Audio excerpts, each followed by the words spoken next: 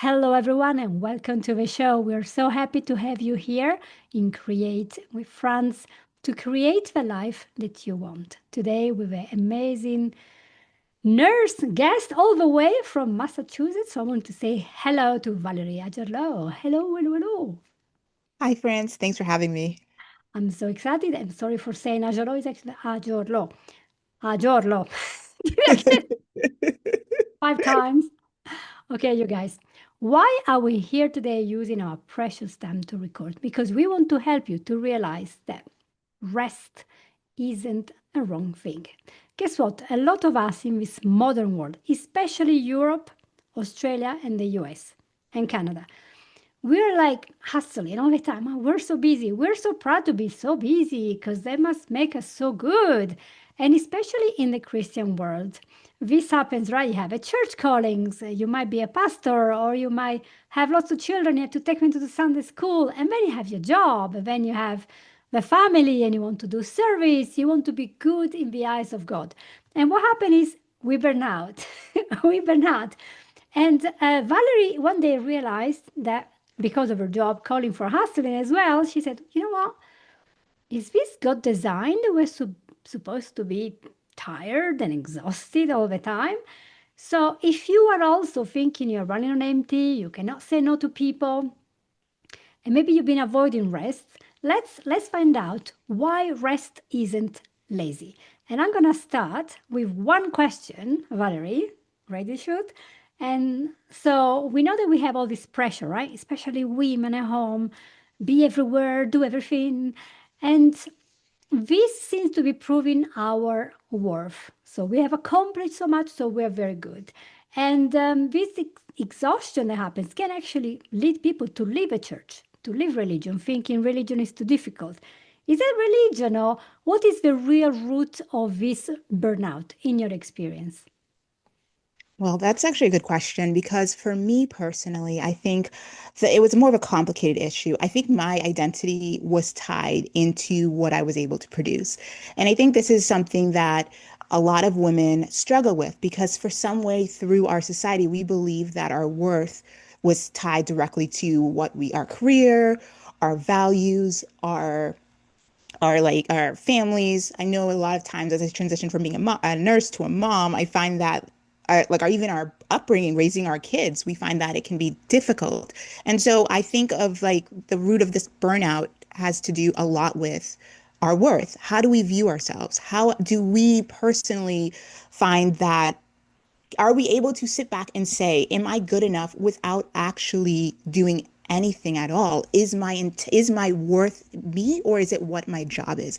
And I think once we separate that, then we'll start to realize the different layers that we're working with, and we'll start to realize our burnout isn't quite tied to just working too much. It's tied to the fact that we're trying to outwork our identity.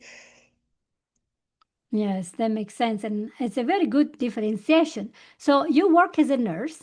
So as I know from my friends who are doctors, paramedics, and therapists, they're like almost glorifying being there for so many hours. And sometimes there are surgeons that almost fall asleep. You can make a mistake, you have these tools and you cannot keep awake.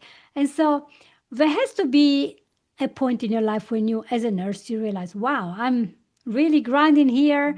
Um, I can't do this for much longer and I feel guilty. And then you realize that you realize I can't do it, but I can't stop. So what do I do? What was this pivotal moment for you? Yeah, so I know in nursing, growing up in the nurse, the culture was to work, work, work. Almost like you weren't taking lunch, you didn't take bathroom breaks. It was a badge of honor when you would outwork yourself. And I think, a lot of nurses, I know specifically in my case, 2020 was that pivotal moment. We were hailed as heroes in society, but you were literally being worked to a pulse. And a lot of people left. And it was to the point that, like I was saying earlier, you if you were either sick or tired or you just wanted like a day off, your colleagues would look down upon you. And I think this is so sad because I would look online and you would see other people, other women saying the same thing. They're working themselves to death. And I think at that point, as a Christian, my faith was really shaken. I believe, and I know God opened my eyes and was like, why are you working so hard? Who are you trying to prove? Or what are you trying to prove? Are you trying to show others that you can do it? Or are you trying to show yourself that you're good enough as a person? And I think to me, that was when I hit that wall like, this is what resting means. It has less to do with my ability to produce, but it has more to do with I'm getting to a safe space and saying that, Lord, in you, my identity is that's where my identity is. So I don't have to prove it through working. And I think this is why, as a Christian, we talk about resting, why it's so pivotal. It's so important because we're not talking about like the physical rest, but it's a spiritual rest. It's an emotional maturity. It's getting to that point of like separating our identity, our work, our what we produce, and who we are. Okay, that makes even more sense because we have this separation between who we are and what we do. And also in the society, if you're a doctor, lawyer, engineer, you're up high there. If you are a baker, you're down there. You might be even more exhausted, but no. So we have this kind of different way of looking at people, which is just too bad. I know that you have explored the biblical foundation from Genesis in the story of Elijah, and he explains exactly what rest is. Did you want to go into that? Because I found it really fascinating. Yeah. So one of the stories that stood out to me was in First Kings. And so Elijah is one of the Old Testament prophets. And one of the funniest things is he had this pivotal miracle, this magnificent miracle in which he called fire down, completely abolished all these prophets from Baal. And he literally was on top of his game, to use normal language. Then Ahab, Jezebel's wife at the time, sorry, then, yeah, no, Abel's wife, Ahab's wife, Jezebel, put a hit on him. And you would think, as a man of God, you, after seeing this great miracle, you would have been able to say, I saw what God did before. I'm okay. But Elijah ran. And I think, and he comes to this area, he prays. And what was so beautiful was how God took him through what I call like resting. He prayed, he was asking God to die. He was under such great angst. God helped him to fall asleep. He woke up to an angel then feeding him. And then it be followed by having that moment with God. And I think in that moment, God was showing there is the physical rest, which we know as sleeping and people say self-care and all that good stuff. But there's that spiritual rest that we see that a lot of times is removed from what resting looks like. And this actually opens the concept of why we can be we can have a vacation, we can be fully rested, but still feel tired in our spirit because we met one half but not the other. And that analogy showed the what happened when God addressed both concepts, the physical and the spiritual. That is so good. And it's good to look at the Bible with modern eyes and see how the parallels are so relevant today in this society. We're very advanced, but you said, we're losing our souls. The TikTok corporate culture, what it is like to be in that culture all the time? Is there any pressure to be always on the go? Yes. So I think social media did not help us at all. And I believe it was Dr. Brian, who was one of your guests that you've had. And I think he made a very good point about social media, about technology. It opened the spectrum in which we are constantly bombarded with so many people and we are being compared. And so I feel like, and we always joke, me and my friends in the medical community, there's always that 1% of every case, but with social media, we're seeing that amplified. So with this whole TikTok culture, we're watching videos and videos and videos of people working themselves out to the point of exhaustion. But on the flip side, we're also seeing another horrible video, like another trend of video of what self-care looks like, which also involves a lot of money, a lot of access, a lot of luxury, which is inadvertently doing the opposite. It's driving people to the point that they're tying that resting has to be a luxury. It has to be something that I have to spend money on. Whereas as Christians, we look at the scriptures and we say that rest has little to do with material things. This is literally looking at what is God's commandment? What are we as a how do we approach it in the sense of how do we look through the scripture through our own physical lens? And are we overcompensating in that moment Another analogy that reminds me of is Israelites, the Israelites in the wilderness. We have, Moses taking them out, God doing this amazing miracle, parting the Red Sea, and he's telling him he's going to feed them, he's going to supply their needs. But he tells them he'll supply their needs for 6 days, and on the sixth day they should double it up because on the seventh day they're resting. And I think again we're seeing this analogy of rest, of not having to overwork on the seventh day because God's provided for us. And I think that is another illusion of another point of that where I try to share on our platform is when we overcompensate, when we are trying to do it all, when we're watching social media and watching everyone having this or that, we push this burden on us that we can't carry. And that in of itself cause us to be ensnared to this idea that we have to outwork, we have to do it, we have to do it because if we can't get it done by Sunday night, if we can't afford to take a rest because we need to do this, we need to do that, we can do that. And God is saying, no, rather trust him with the sixth and let him cause you to rest on the seventh and let him take care of the rest. Yeah. And in fact, I remember up to my 20s and 30s, so that's in the 80s, right? A long while ago. On Sunday, everything was closed. You could Yeah. walk in the middle of the road. There wasn't a car. People would just go to church. Then some people would buy some, what we call pasta fresche in Italy, which is like some pan de chocolate or something with custard. Will bring it home, have a relaxing time with your family, or maybe in summer, because I was lucky, Sardinia, we would go to the beach or to see some family in the countryside to a ranch. And that was it. There was nothing much really going on. But Yeah. now Sunday has become either there's a big league match for football or baseball, or there is some event, big concert, so you have to go somewhere to do that. Or even worse, there are the shopping centers in Europe. In here, I don't know because I saw them all empty. So I don't know where people are. But in Europe, they're full. Yeah. Everyone is just busy, busy, busy. And I'm like, the poor workers, they don't get a Yeah. day off on a Sunday. So when do they ever enjoy their children? Because children go to school and people go to work. So if you work in a bank, Yeah. Sunday still work, work, work. And I'm like, wow, isn't that why we then need stimulants and relaxants and Yeah. to, because also I'm quite sure as a nurse you have seen everything and beyond what I can imagine. So Mhm. don't we think that we should just stop? Yeah. No, it's a good point. It's a really good point. It's almost like we get stimulants throughout the week and then we need relaxants in the evenings to calm us down. And it's almost like when do we get off of this cycle? It's crazy. It's really Yeah, it's sad. that is very very interesting. And it's good that you said that God was ministering through an angel. Sometimes we can be the angel to somebody else. We can help a woman that had just given birth. Maybe she lost her husband. Yeah. Maybe a man has lost his wife. He has to look after the kids. And that's Right. amazing to go and help, even if we're tired already.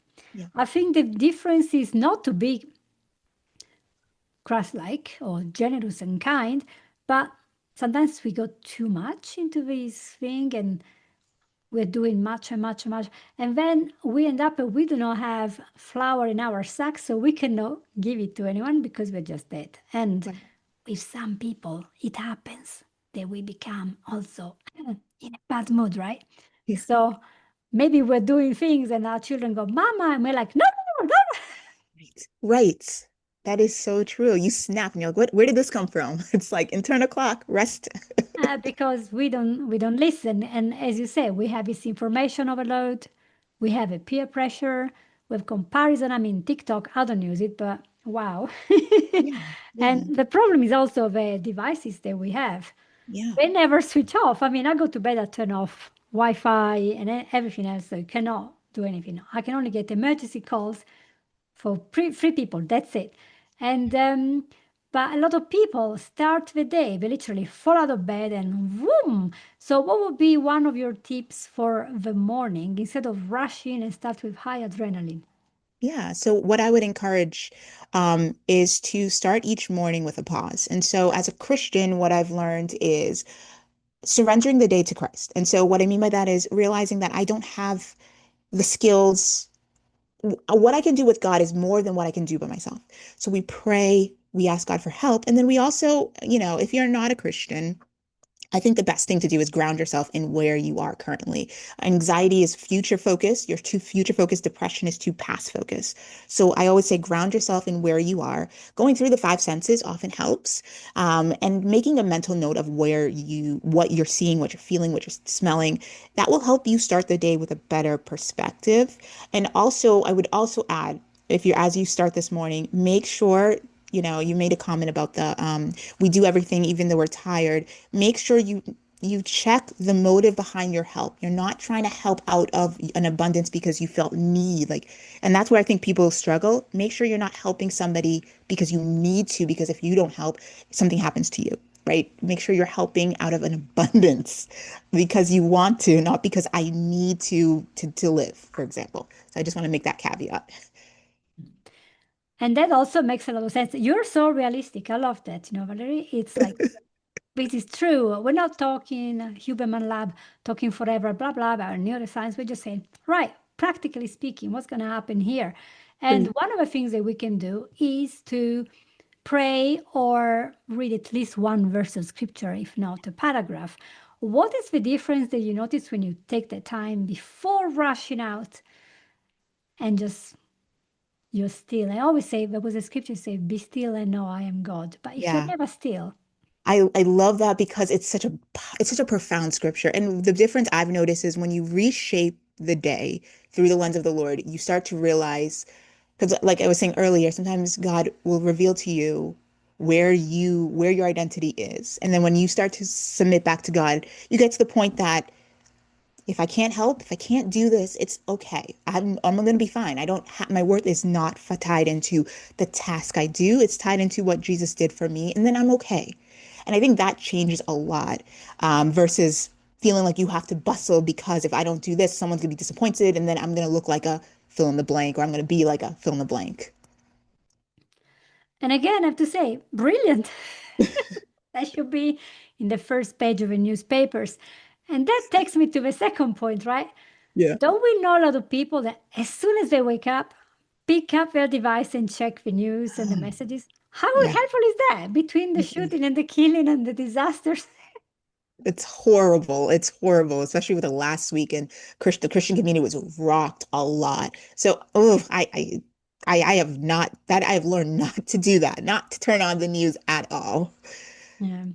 It takes a little bit of time because sadly the news, I don't know, people like sensational things. Yes.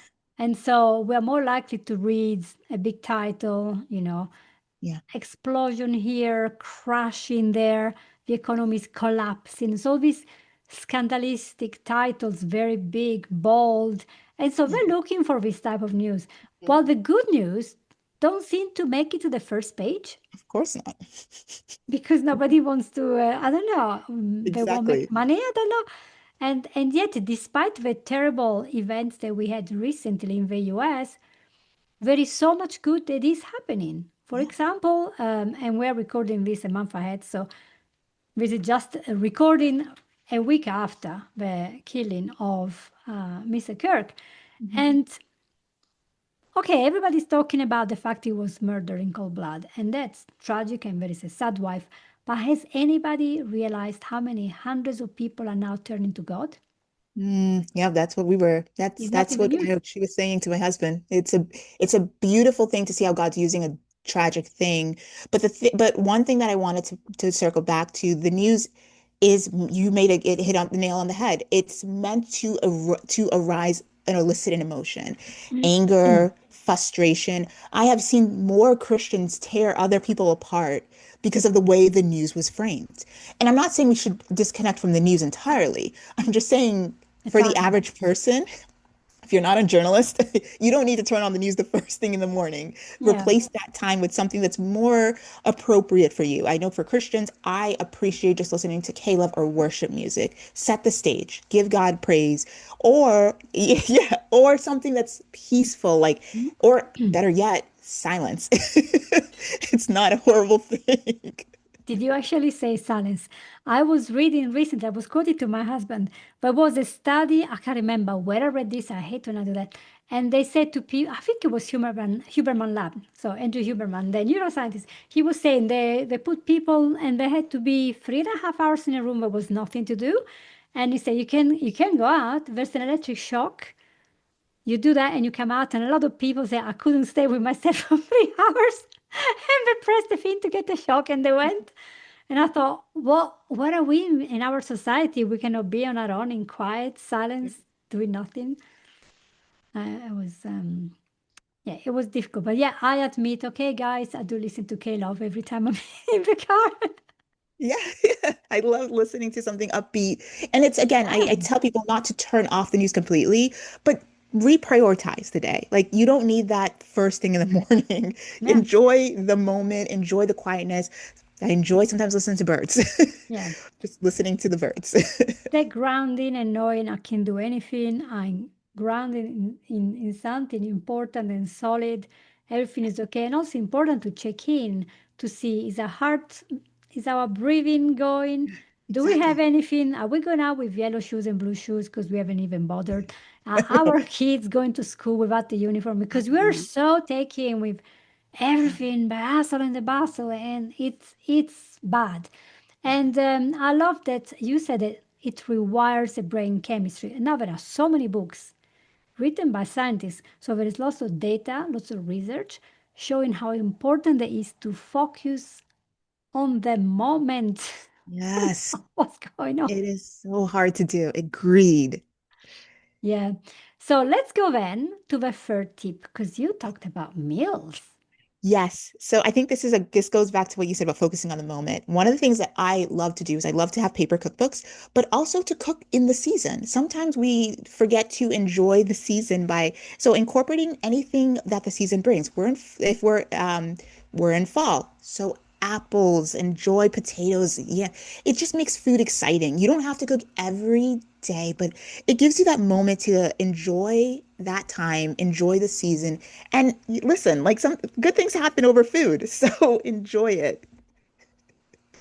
Absolutely. You are talking to an Italian, and Italians have started a movement of slow food. And I moved here. My husband is like, wow. I mean, we've been together 6 years before getting married. So, but I was in England, and he realized, wow, she eats slowly. She prepares the thing slowly. And then Italians will talk. So if you have friends over, you might be sitting at the table for 2 hours talking slowly, slowly. Italians will also have all sorts of stuff right after, right before the meal. You have this chat. Then you move to a second room where they might have a drink or a coffee or some dessert. And so you have this conversation. And I think we're losing the art of conversation because we're Correct. rushing. And the worst thing is when you are sitting there having your lunch or dinner, and luckily you might have your family with you, rare nowadays, Yeah. and they're all scrolling their devices. They're not talking to you. I'm I like, know. I know. I know. You lost it. yeah, No, just all this information, exactly. Exactly. you know? Enjoy the food. Enjoy each other. Enjoy that 2 hours of just being at peace with one another, just laughing. Yeah. That's what we miss. Yeah. And I always think I should make a cartoon about this. And should make a person that is sitting at the table and he's got lots of letters with a stamp, yeah, that he has to read right then while he's eating. Then he has lots of books with all sorts of information, history, politics, whatever his topics are. And then he has to have the shopping list, the homework of the children, all there around the table. And while people are trying to talk to him, he's like looking at all these books and say, oh, excuse me, no, I have to do this. They Yeah, will look so no. weird. I think if this person grabbed all this stuff and took it to work, and Hmm. maybe he is a doctor or a nurse or a call center person, he's got all these books with all this information, he's constantly reading stuff, you wouldn't think he's got a problem. Yeah, no, it's true. It's true. We call it multitasking. And I'm like, we're not multitasking. Mm. We're just distracted. Yeah, but multitasking doesn't work. When I was No. studying a little bit of neuroscience because of being a therapist, I found out there is no such thing in multitasking. There is only seconds of attention on one task and seconds of attention to the other task, and then trying to regroup. And therefore, it's very dangerous for a variety of reasons. Yeah. And we women think we are multitasking. You're not, you're just losing Yeah. focus. I know. The truth will set you free. Yeah, it's bad. And this is not to criticize because I am the most multitasking person in the world. Uh, I'm always doing a million things. I got a schedule here full of yep. things going on. Yep. I can do it Appointments. all. I have a task list. It's great. You don't know what I've been doing today. I mean, yesterday, literally, I was teaching my Italian lesson on Zoom. And up to a few minutes before, I was in Cheyenne, an hour away. I just rushed through it, landed here, started to teach, and then after that, another appointment. It was crazy. And while doing that, I was doing two, three other things because I have so much going on, and there was no time for a break. And some days are just gonna be like that. Yeah, I think the problem is when every day that way. our habits create a routine that is not Yes, conductive to true rest and exactly. to have the silence in the mind. You Yeah, know what it yeah, means to be silent and just no screens and just quiet, even yeah, just looking at the window if you don't have a garden and just looking exactly. at nature for 2 minutes seems to be impossible.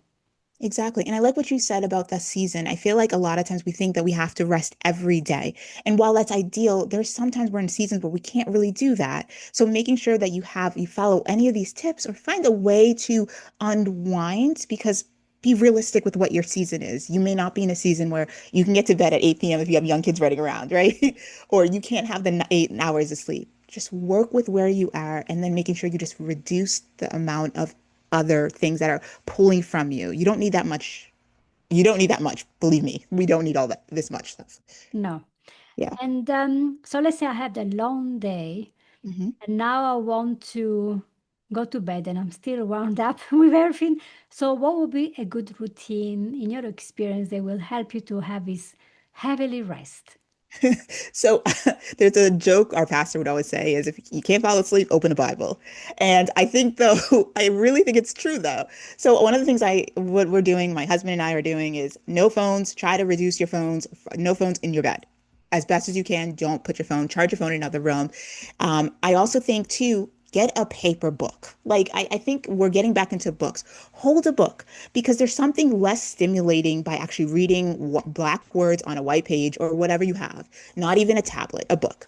And I think, reading, having a devotional, reading the Bible is really helps you because a lot of times our minds race because we're either future focused or past focused. And by making sure that we're reading the God's word, we see two things. We see God's taking care of our future. We can rest in that truth. And God is already redeeming your past. If you believe in him, he works all things to the good of those who love the Lord. So I say to people, if you're finding that you're struggling to rest, and of course, caveat this because there might be other things that you might have to talk to your physician or your provider about.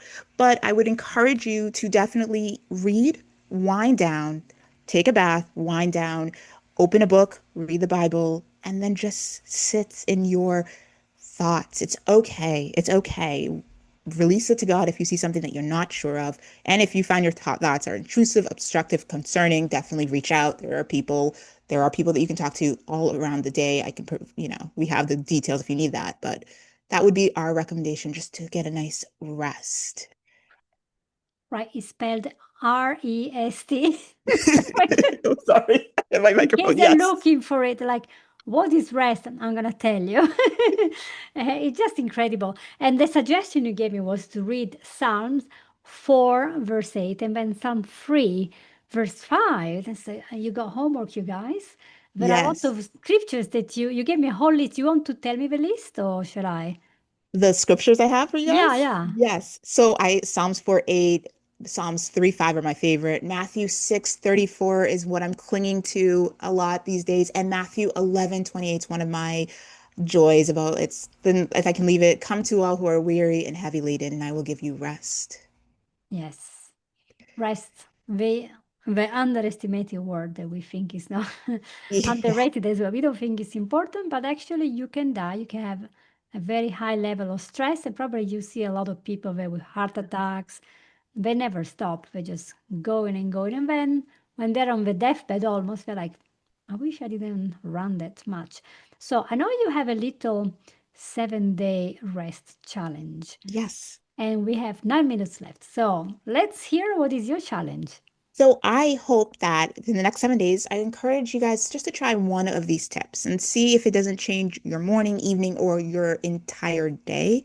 I do want to encourage and stress that your identity is not tied to what you do as a person. Your identity is tied to, we say as Christians, the finished work on the cross. So you are loved and accepted. So don't feel like you have to outwork, overwork to find your purpose. Rest isn't a luxury you earn. It's something that you are called to enter. And so I hope this inspires you guys.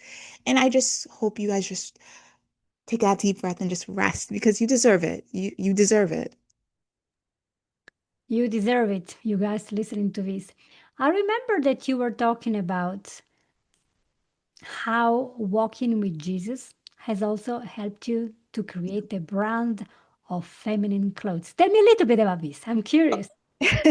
So this is a wild story. So yes, so one of the things about when I growing up is my identity of I used to have this odd perspective about womanhood.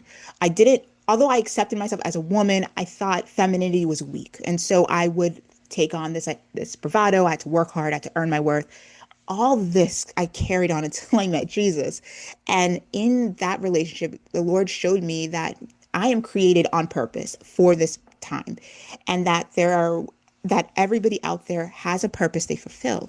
And in that purpose, I realized that my femininity isn't a weakness, but it was carefully chosen for the Lord. And he carefully chose it for the purpose he called me. Being black is not a liability either. And so I decided to use fashion to express ourselves. And all of this talk about rest kind of goes into how we model our brand. We invest in slow luxury pieces, slow fashion. We talk about we our models pre-order. So we talk about ordering pieces and slowing down and going against the fast fashion model. We celebrate waiting because it's part of everything in life. It's not a chore, it's celebration. And in the in-betweens, we believe life happens. So we make our styles for the day-to-day. And I think the beauty about this brand and the beauty about what God is showing me is that we are inspiring women to get dressed up, to show up, but more importantly, to be seen as who they are. And that's kind of been our joy. It's so funny because it is stark compared to being a nurse, but just making people feel like they're seen, that they're matter, they're here on purpose. And that's what we try to do with our styles and with our platform. Well said. And I would love people to check up all the links that we're going to put in the description of the episode so you can see for yourself how beautiful it is to be a Christian woman and to be gracefully, softly dressed, not to look like a vamp, we say in Italy, but Yeah. just like feminine and gracious and beautiful and sometimes simple. I saw your stuff is very good. Oh, thank you. So you guys have to check that out. And the overall message is that being exhausted is not good. And as a Christian, it's actually sin because we were told to be here to have joy. Being LDS, I also have a Book of Mormon. And in the Book of Nephi, I say that men are so they can have joy. And so, how Yeah. can we find joy if all we do is run, run, run, run? Mhm. Let's step back a little bit and look to see is there something that I can cut off here? 5 minutes here and 5 minutes there. So Yeah. I can be still and know what's my real focus, what's my purpose, where am I going? And as I Mhm. always said in all my 274 episodes now, is on your deathbed when you're 100. Will you be saying, oh my gosh, I wish I worked harder in my office? Or will you be looking at your relationships and how much you've grown and learned? Mhm. It's a Yeah. question that I ask myself every day. That's a good question. Very good. Very good indeed. Thank you. I'm sure everyone will want to share this episode, especially now as the run up for Christmas shopping madness starts. Everybody's like, oh, trying to do everything, going to the party, doing the shopping, doing this, doing that. And then they forget the whole purpose of Christmas, which was Christ. So, Christ. It was about Christ. Some people Yes. don't even know it's about Christ. It's just a shop in the Amazon Prime. No, no, take it easy. Breathe. Take it Celebrate. easy. Plan ahead if you have big family reunion. Yes, Really remember the reason for the season and take some rest. Rest is as important as earning well, having a family, and being alive and healthy because rest will give you a lot more health in the end. Okay? exactly. So Yes. if you have any doubt, check with Valerie Adjorlolo and she will confirm. You can write to her and ask, and she will tell you exactly how Of to course. get a proper, divinely appointed rest. So Of thank you so course. much for being with me, Valerie. Thank you so much for having me. It was so good. You guys have to share this episode with everyone, subscribe, make a comment, and then I'll see you all next week. Bye bye. Bye.